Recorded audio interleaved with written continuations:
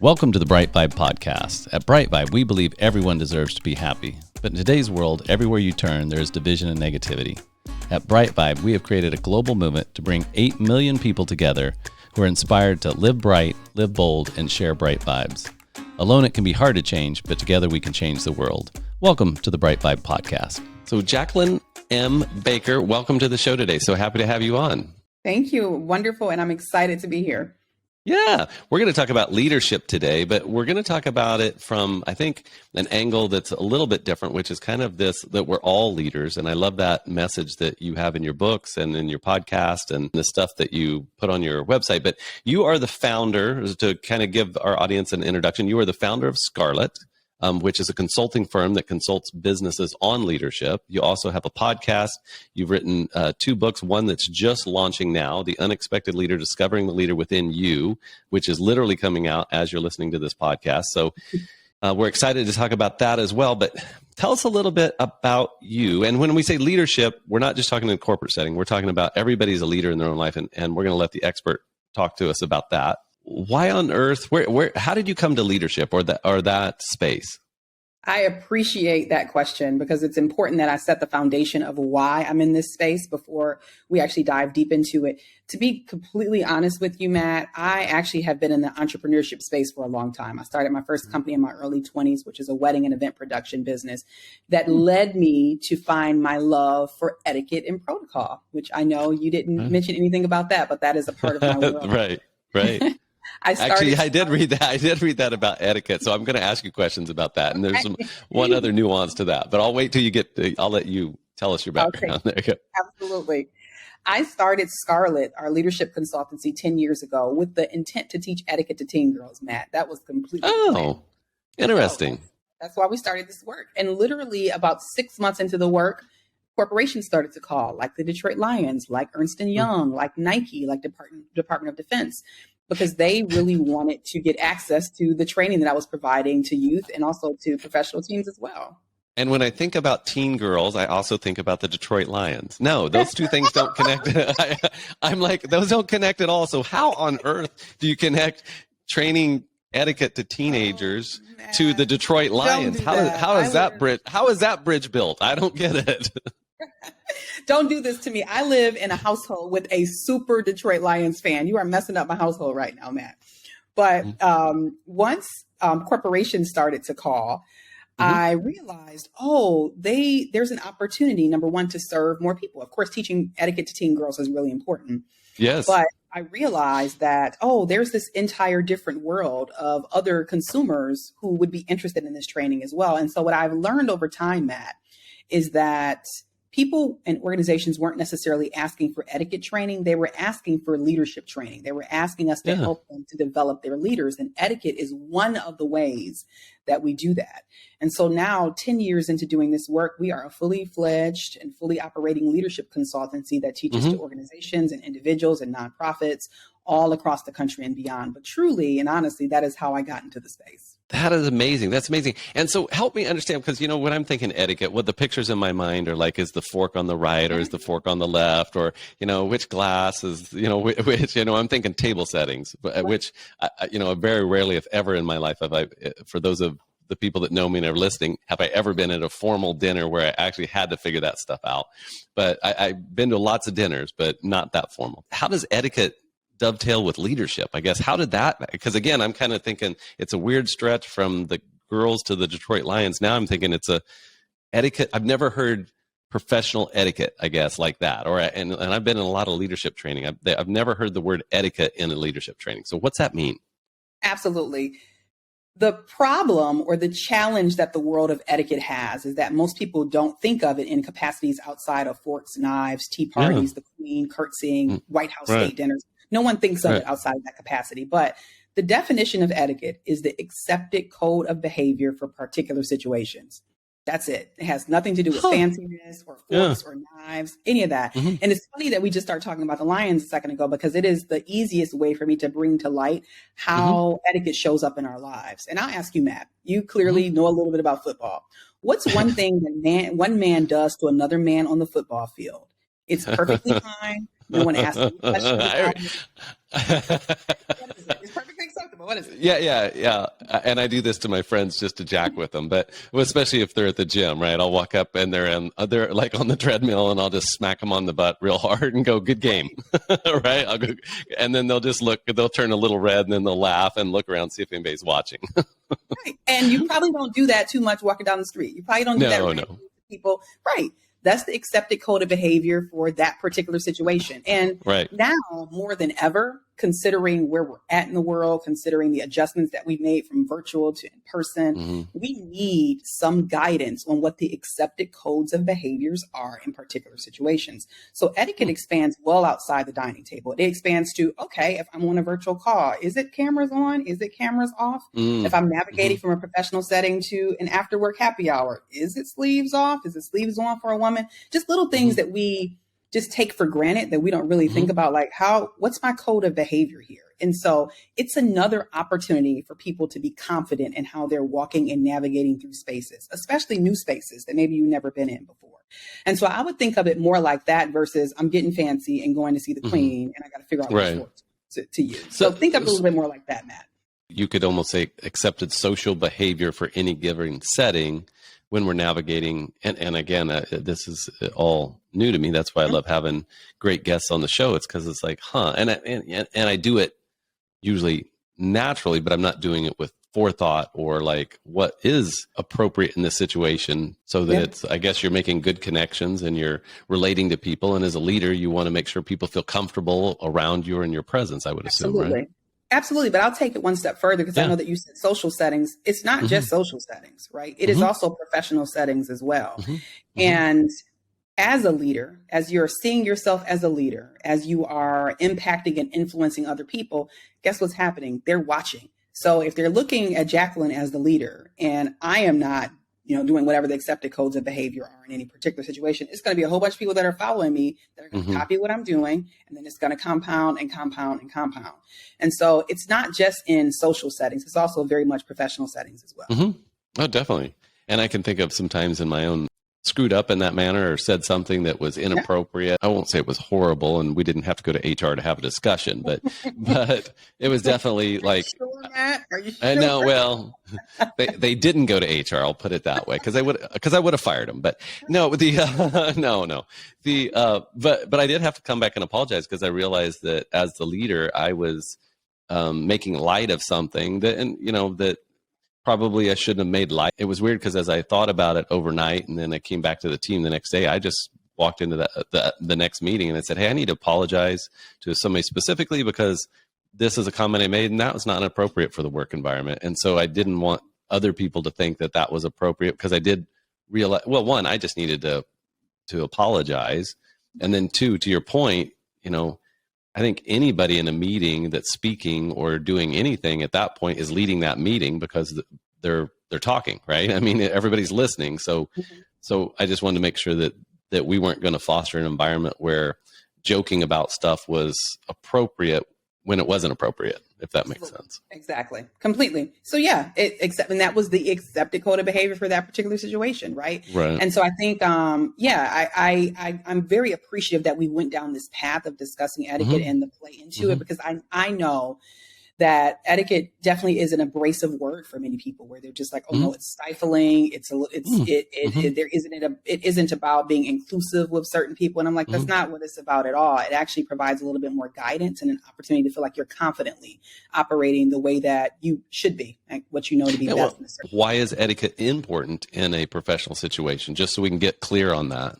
Yeah. It is because we do need some level of guiding principles, right? The reality is it's about 7.7 billion people on the world on Earth and growing. And if it were just you or just me or a whole bunch of people that operated just like me or just like you, I'm not so sure if etiquette would be as important as it is, right? Because we don't need to corral around one thing and one way that we're operating, or the best possible operating mode, I'll say, in a certain situation. And so it's important because we have to navigate and we have to do it with other people in mind. And so the best way to do that is to have at least some form of codes of behavior that we're all adhering to or that we're abiding by to navigate in and out of work. And so what's your feelings about the current kind of social shift into kind of the he, she, her, her, what is it? She, her. I mean, Pronouns. how are you? Yeah, right. Pronouns. How are you helping companies and individuals navigate that?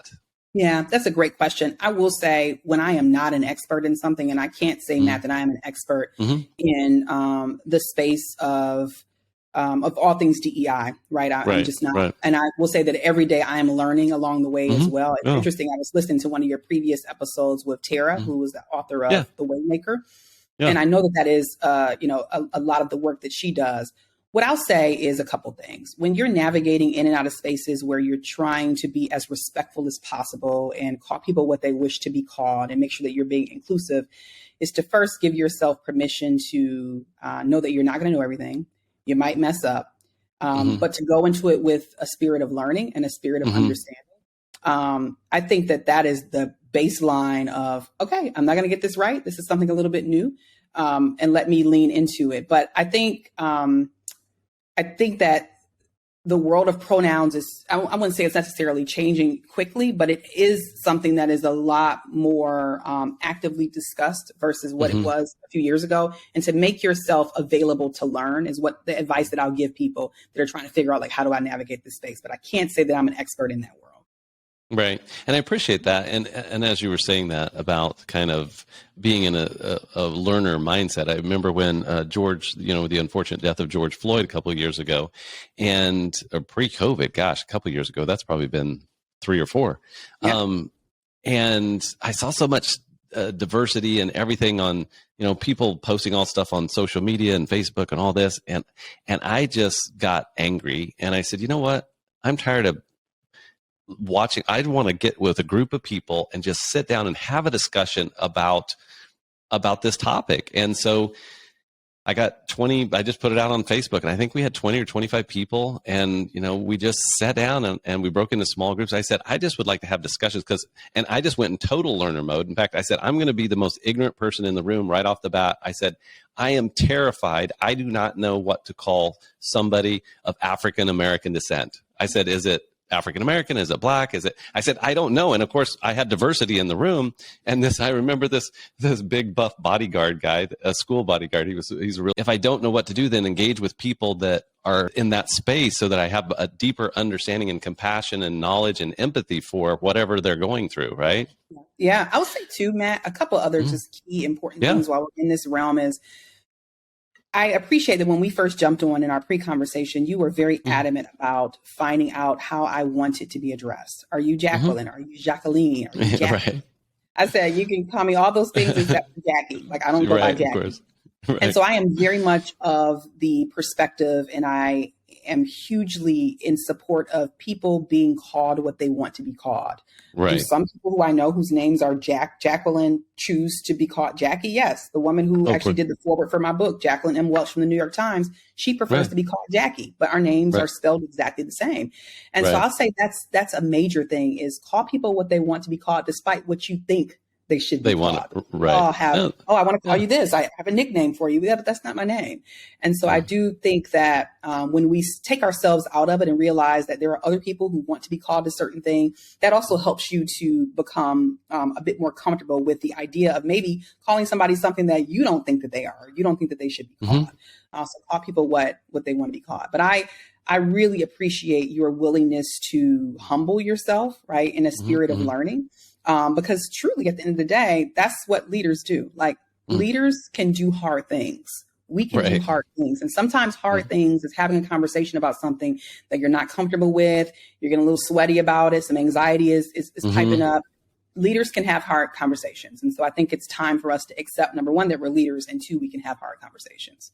Yeah, I really do appreciate that. And that kind of dovetails right into the title of your book, The Unexpected Leader, Discovering the Leader Within You. And I'm really curious about that title, because it could have stopped at the unexpected leader, and then that's kind of vague. But when it says discovering the leader within you, it's kind of like, oh, that's interesting. So I'm discovering the leader within me means that there's something there. I mean, I guess in my mind, it presupposes that there's something inside of me that's still yet to be discovered. It's like, oh, cool, a new territory or some new gifts or some new talents. So kind of lead us through a little bit of that, what's in the book and this discovering this leader within you. What's that actually mean?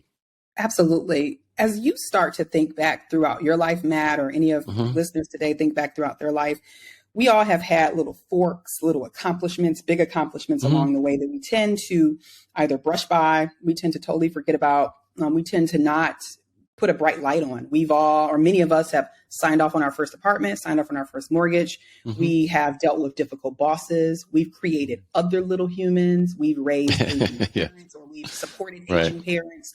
Right. We organize the boys' trip every year, the girls' trip every year. Mm-hmm. And once we granularly break apart those tasks that we've been doing, they are all riddled with leadership qualities and leadership Mm-hmm. abilities.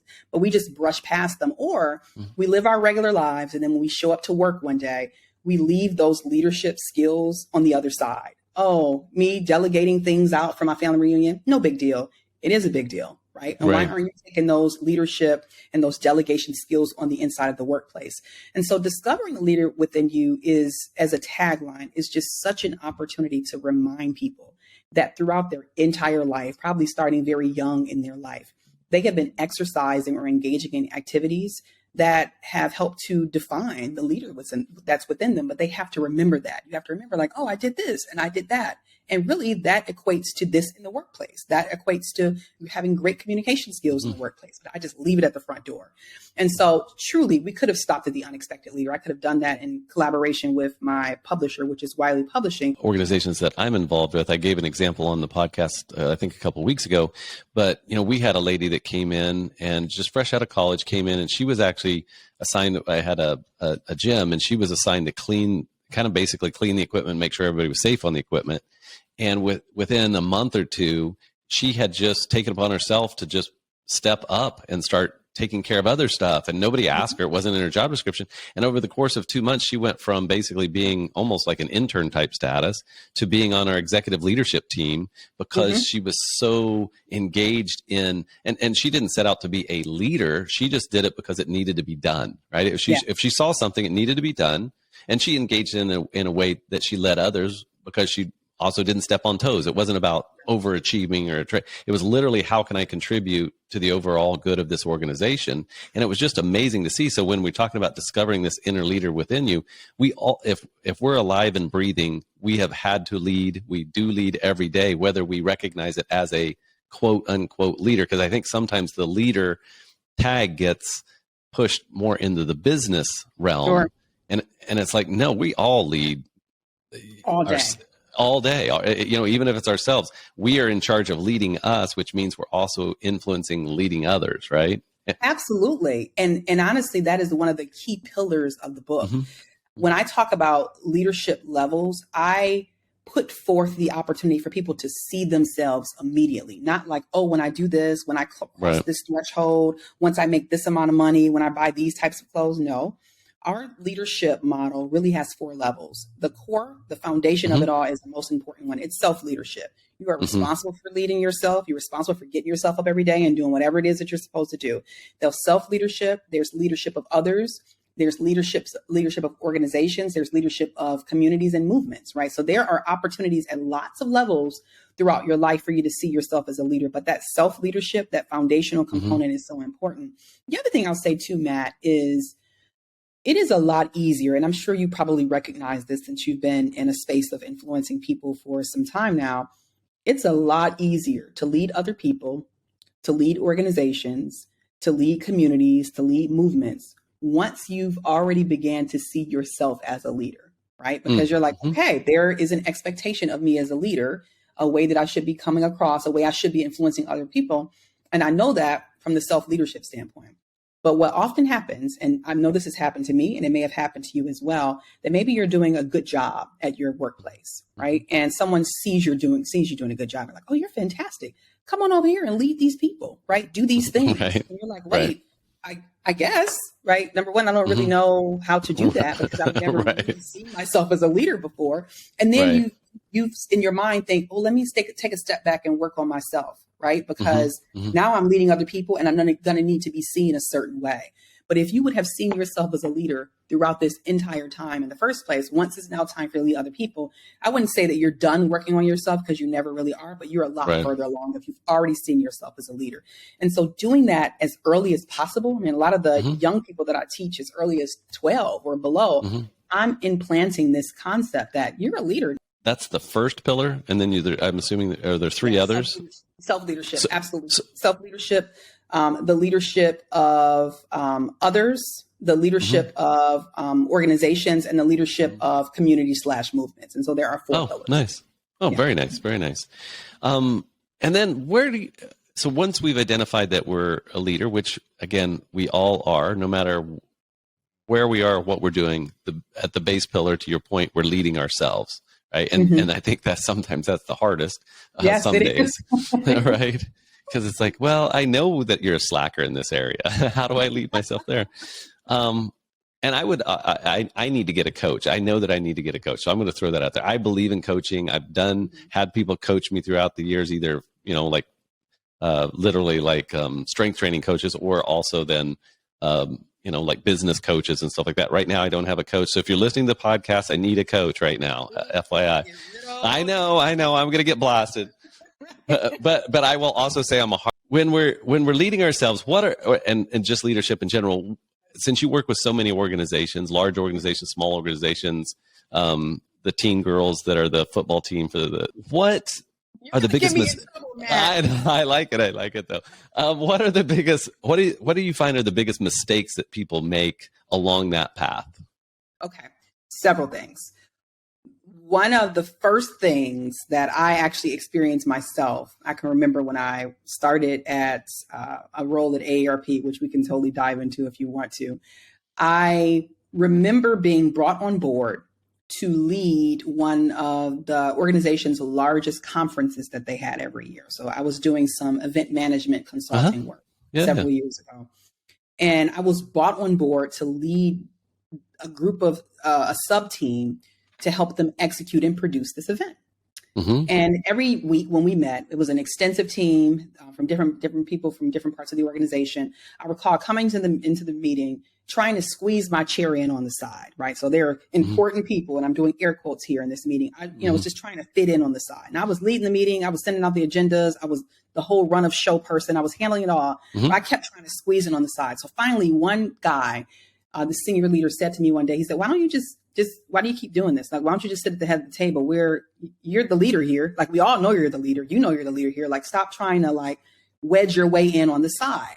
And that's the mentality that I had. And physically, that's what I was doing, is I wasn't taking my place as a leader. I was just like, I just want to fit in. Like, I don't want to be seen any differently, when in fact, everybody else is like, we know what's up. Like, you're here to tell us what to do.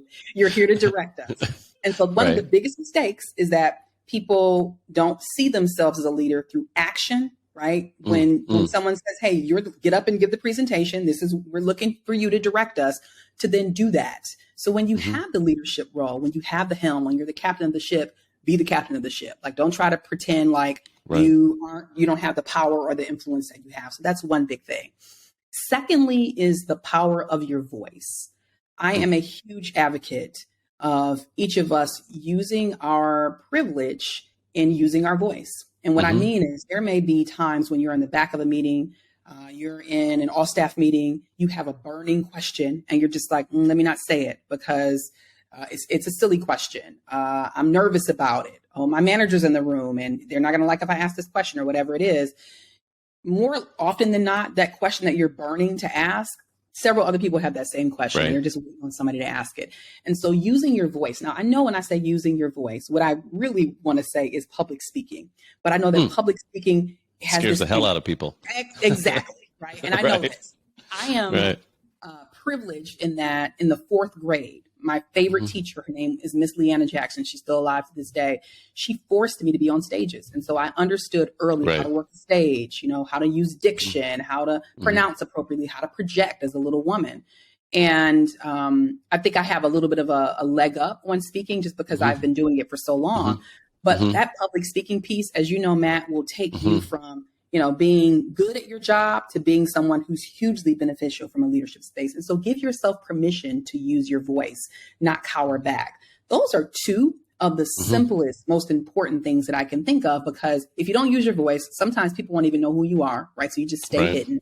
And then if you don't take advantage of the light that's shined on you, sometimes that light will dim, right? Because people are like, oh, they don't want to lead. They don't want the spotlight. They don't want to be the captain. And then you look up and they're not asking you to do it again. And so I think by taking advantage of those two opportunities to lead, when you have the opportunity to visibly lead and use your voice, you can propel yourself well beyond where you might be right now. Right. And I agree 110%. I mean, I don't know why. I think I was born just to entertain people sometimes, even though I'm not an entertainer. But I was a talker, I think, at birth, because my mom once. Hi, everybody.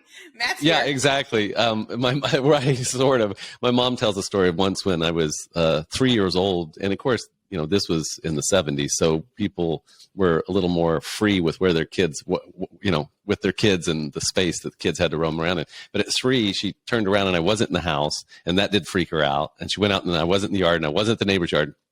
I'd actually, and this was pseudo scary, I'd walked across the street and I was inside the nursing home that was next door or across the street. And I was literally just going around talking to the residents. And the funny thing is, the nurses and people over there weren't freaked out. Here's this little 3-year-old boy wandering around. So I think I was born a talker, but I have become a lot more introverted during COVID. And I would say, do you think it, for an introvert or people that don't do a lot of public speaking when I say public speaking in meetings, it could be 2 or 3 people, right? What's the best thing that they can do to kind of overcome the anxiety of that situation, or the fear of, oh my God, it could be 2 or 3 people, right? It depends on how, right? So how do people get past that? I love this question, Matt. And the reason why I love it is because it's a really real challenge that people have all the time with managing the anxiety around using your voice. And to be very frank and honest with you, I am someone who's been managing anxiety since 19. And most people have a hard time wrapping their mind around that. For someone like me, who's very out front, very visible, who comes across very clean, like I understand exactly what I'm about to say. And I am still constantly battling anxiety. I was diagnosed with it at 19. I took medicine for a few years. And so for me, I've developed what I like to call a non-medicinal cocktail of how I manage my own anxiety. So first, let me just drop a couple nuggets of how I manage anxiety before I talk about the speaking part. For those of you who haven't had the opportunity to see me speak or even look me up online, you may not have noticed that I'm very intentional with how I dress. Like even right now, as we're recording with Matt, I don't have my sleeves, and that is not by accident. It is very much intentional. It is because when I have anxiety, I get nervous and I sweat. And so interesting. I thought you were just very fashionable. I was like, actually, I thought that today. I was like, you talked about something earlier about sleeves on or off. I was like, you're very fashionable today. Thank you. Yeah. This is very much a thing that I use to manage the effects of anxiety. Interesting. Yeah. Interesting. This is so that you don't see the sweat. And I also have on black so that if I did sweat, you wouldn't see it anyway. Right? It's all orchestrated, like for the benefit of me doing what I'm supposed to be doing with my life. Right. And so number one, I'm very mindful of how I dress. And I know that I can't go sleeveless all the time. So if I had to put on sleeves and I was speaking, I would wear a thick blazer so you wouldn't even see the sweat. So that's how I would do that. I watch my caffeine intake because caffeine exacerbates my anxiety. And whenever I can, I use a weighted blanket because a weighted blanket provides the same comfort that a hug will for me. Right. Yeah. And so weighted blankets help to exacerbate my anxiety as well. But to answer your question directly, for those individuals who, you want to speak up, you may be the junior person in the room or even the most senior person in the room. You're having those thoughts in the back of your mind. Okay, should I say something? Shouldn't I? You're almost zoning out from what the conversation is because you're having a mental conversation of, should I say something? And I will say this.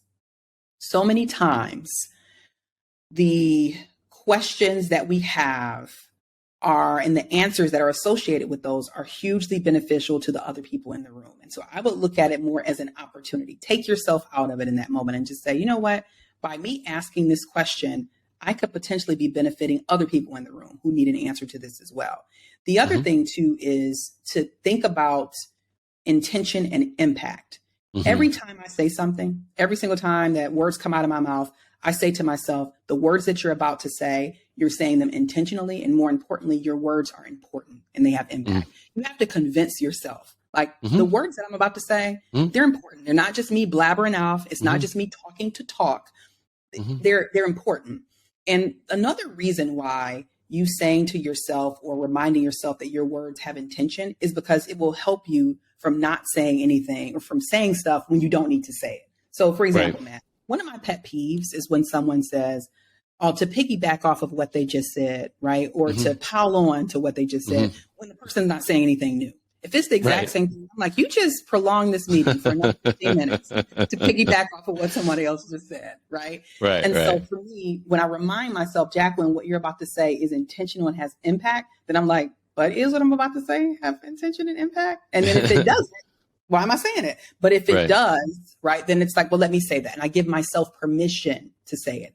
I think that's the last thing I want to say as a part of this question is the importance in the leadership space, the importance in the speaking up space, and the opportunity that we all have to give ourselves permission, right? A lot of times why people don't see themselves as leaders is because they have not given themselves permission to say, I'm a leader. It's Right. not me coming around and saying, hey, Matt, guess what? Now you're a leader. It's not your mom or your cousin coming around knighting you a leader. It's literally you saying, hey, Right. like I'm a leader and I'm going to operate as such.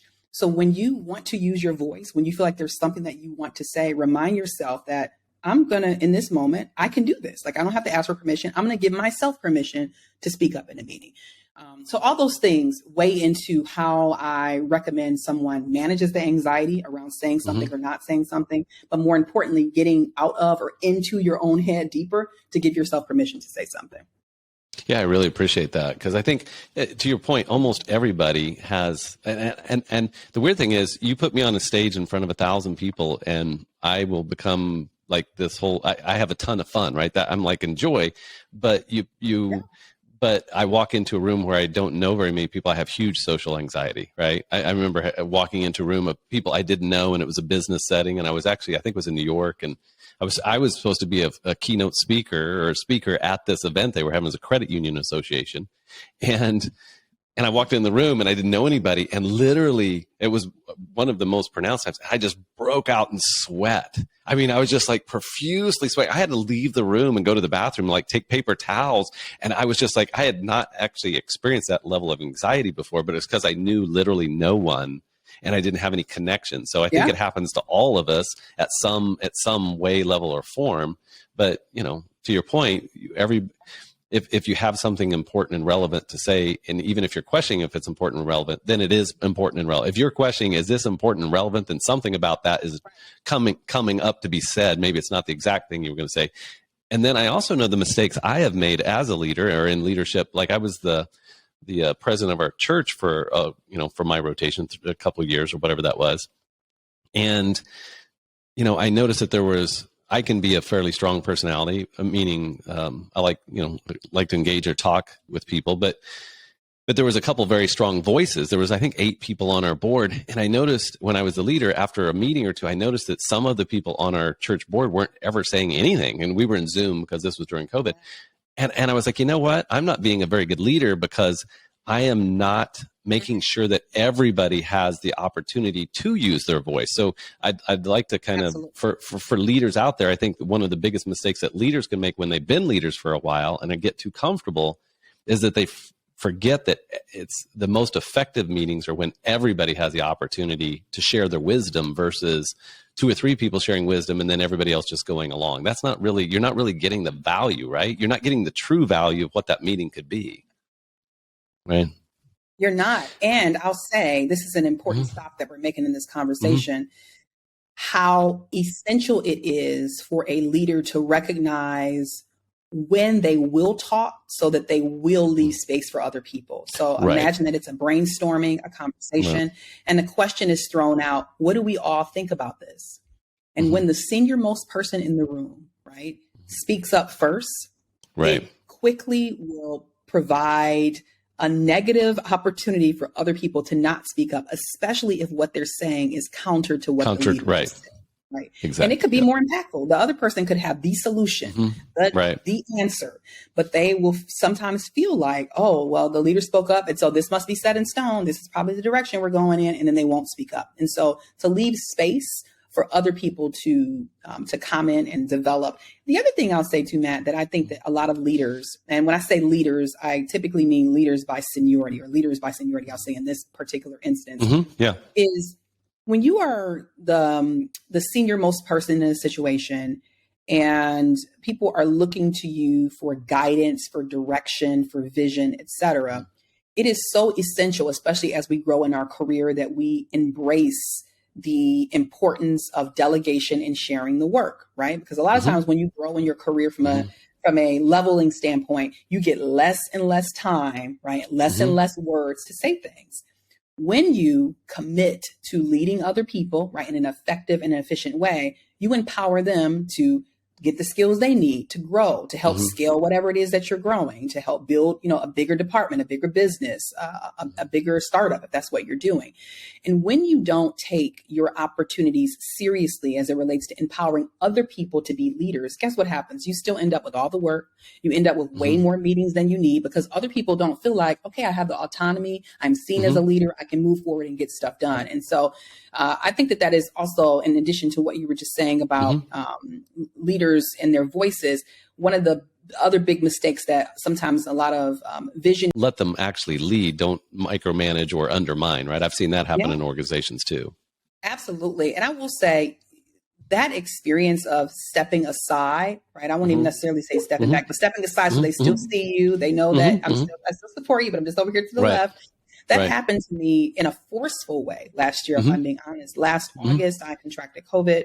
And it was at a very essential time within a team that I was leading at the time where we were producing some really heavy, important things. And I was at the helm of that. Right. And guess what I had to do? I had to step aside because I was sick. But then a month later, my father passed away suddenly, unexpectedly. And so I had to manage grief.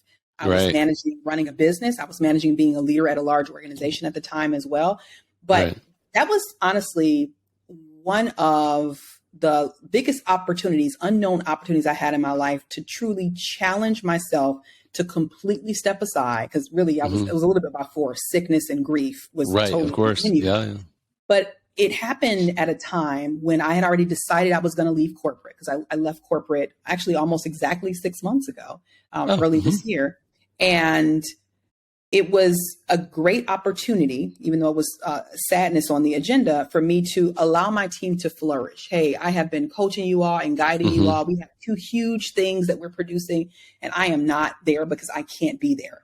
And so honestly, looking back, that was a proof point to me that, okay, I'm planning on leaving this large organization. And I know that the team that I've been leading all this time, they're ready. Like they don't need to rely on me to give them all the answers to everything. They can operate fully, effectively, efficiently without Jacqueline being there. And so I think that in many ways gave me permission to leave a role that I actually loved at the time. I served as the vice president of startup programming at AARP Innovation Lab. So I was responsible for all startup discovery work all across the globe.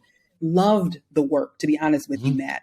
But sometimes, right, as a leader, you have to give yourself permission to do the thing that you know you're supposed to be doing with your life. This is another facet of leadership. But those unfortunate sets of events that happened last year really set the course and provided me with the confidence to let my team just go and fly. Right. I really appreciate that. So I've got 2 more questions. Why is this so important to you? Why is this leadership space? Why do you write? I mean, books are commitments, right? I've not written a book, but from the people I've talked to, they are like heavy duty. I've got a lady that's writing a book that a friend of mine, and she was like, yeah, it's going to be launched in 2024. I'm like, holy cow. That's right. I mean, so that's a commitment, right? So why is this word leadership? Why is this work? Why is it so important to you? I believe that most of us are just one decision away from doing the things we really want to do, starting the things we really want to start, tackling the skills that we really want to tackle. And we are devoid of giving ourselves permission and seeing ourselves in whatever it is that we want to do or be. I actually, ironically, own a couple of trademarks, Matt. I own 2 class trademarks of Just Start. And it is because I've committed my world and my life to helping people start the things that they truly want to do and elevate to their next level of leadership. And if I can provide another tool, another resource, another perspective, a way for people to look at themselves differently, and a book, The Unexpected Leader, Discovering the Leader Within You, is the way to do that, then so be it. And so for me, my biggest hope for this book is that people get their hands on it. My biggest hope is that they read it and they see themselves a little bit differently. They see that they are able to operate as a leader today. And they also see that they don't need me or you or their mom or their boss to come around and knight them as a leader, that they see themselves at it, and they commit every day to putting one foot in front of the other, acquiring up some more skills and getting better and better and better. That's the reason why I wrote this book. That's the reason why I wrote my first book called Leader by Mistake, Becoming a Leader One Mistake at a Time. I want people to truly see what's possible for their life and the people that they impact through reading this book and actually taking some action. Love it, love it, love it. I'm going to switch direction just a little bit for this last question because it's something I think that's relevant. Oh, here you go. I didn't even tell you in pre-show I was going to do this. So it's not going to be a big curveball. But it is something I think that's fairly relevant post-COVID and still as we're kind of waking up from our slumber to some degree. Dinner parties. You say that you love dinner parties. You're a dinner party advocate. You're like, you have a magical dinner party power of some kind.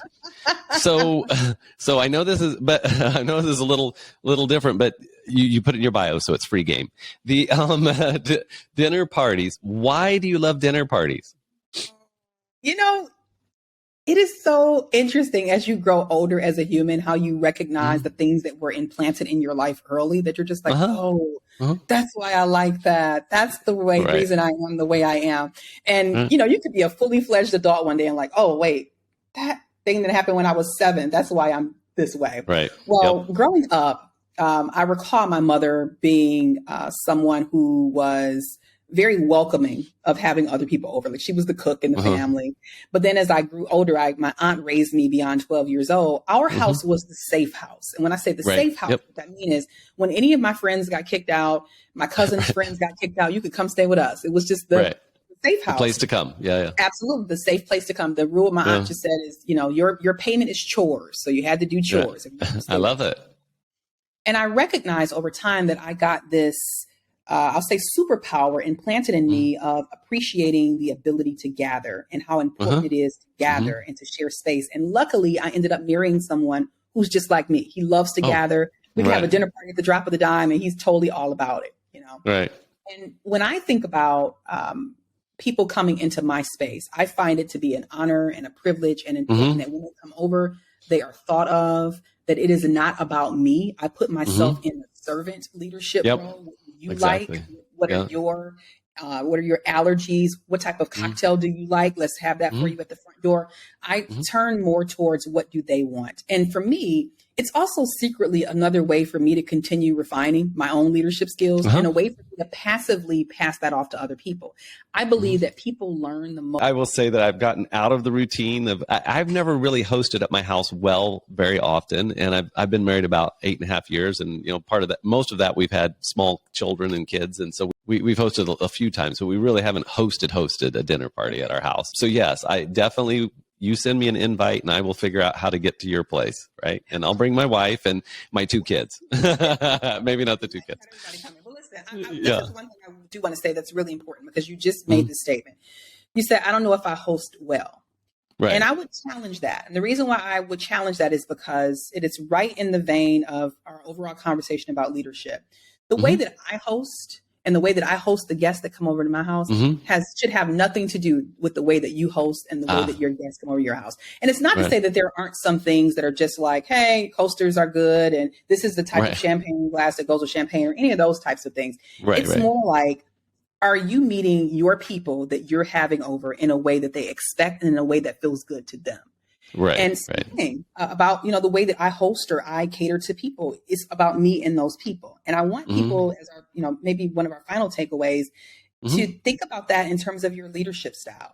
I don't go and Google Oprah or former President Barack Obama or Colin Powell and say, oh, the only way that I'm a leader is if I lead exactly like them. Right. I'm going to do it in my own unique way. Right. I'm going to do it in a way that's authentic to me. Of course, I'm going to look up some best practices, but I'm not going to go and carbon copy anyone else because it's not going to work. And so I say that applies in the social gathering world of hosting What is the one key essential thing that makes a dinner party? Because I have, especially pre-stuff, went to a lot of places where we had food and business settings, business dinners. I would call them business dinners. But when you're hosting people at your house and you're having them over and getting used to that again, what makes people go, wow, that was a really good party? What is that thing? What's the magic? Tell us the You know secret. what the magic is? The magic is being mindful of who's coming, how well they mesh together, and what the flow of the event is. And I make that recommendation to people, or I say those things hugely based on my previous entrepreneurial career as a wedding and event producer. Right, exactly. Yeah. Started.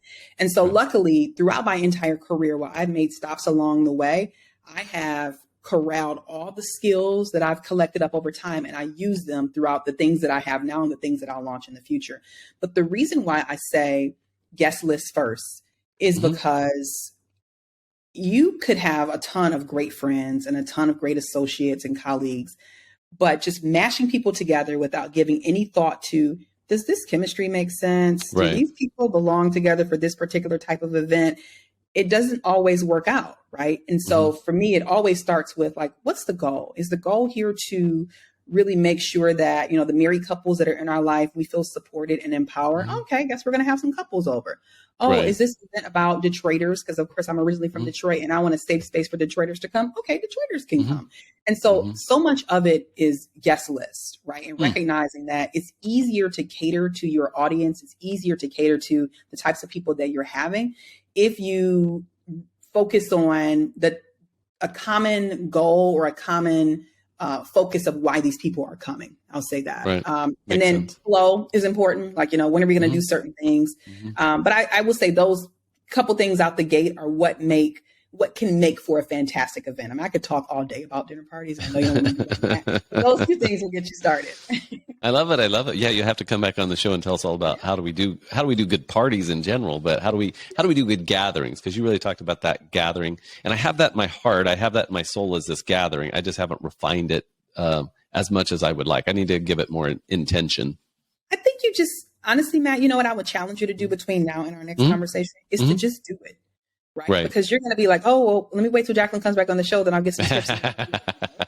Right. 10 people with the common focus, Well, Jacqueline, it's been such a pleasure to have you on today. I love the conversation. I love your heart space. I love what you're doing out in the world. And, I think it's so important and so timely and so needed right now that we all step up as leaders. And I think the space that you're in, helping people own and claim their leadership, is super important right now, because I think it's probably the most important time in history, because it's also the biggest opportunity for people to step up as leaders, right? I mean, anybody in this space, I think if they're focused on how can I help other people from that servant leadership role, you're needed, right? Your number, it's your number, whether you think it is or not. If you have that little thing in your heart or in your chest that you're like, I wonder if, then yes. Questions get answered in the action. Questions get answered in the action, but you got to take some action. Exactly. Yes. One of my good friends always has the phrase, God can't steer a parked car. You got to be driving, right? He can tell you, he can tell you right or left, or give you the inkling of right or left, but you got to be in motion. You can't just be sitting there in the parked car. Well, thank you so much for coming on today. Please come back to the show when you want to visit more. We'd love to have you come back on as you're launching new projects or just updating your projects. We'd love to have you on JacquelineMBaker.com. Is that right? It is. Yep. Absolutely. That's the quickest way. You can connect with me directly there, or even more directly with my team at info@JacquelineMBaker.com. Oh, perfect. Yeah. So please reach out and shoot her your questions. I'm sure she would love to answer any questions you have around any of the stuff that we've talked about on the show, or the book, or, if she can help your organization, great. Reach out to her organization about that. So thank you so much, and God bless you. Thank you, Matt. Thank you for having me. Thank you for being a part of the BriteVibe podcast. For more information, go to BriteVibe.com. That's BriteVibe.com. Thank you for listening.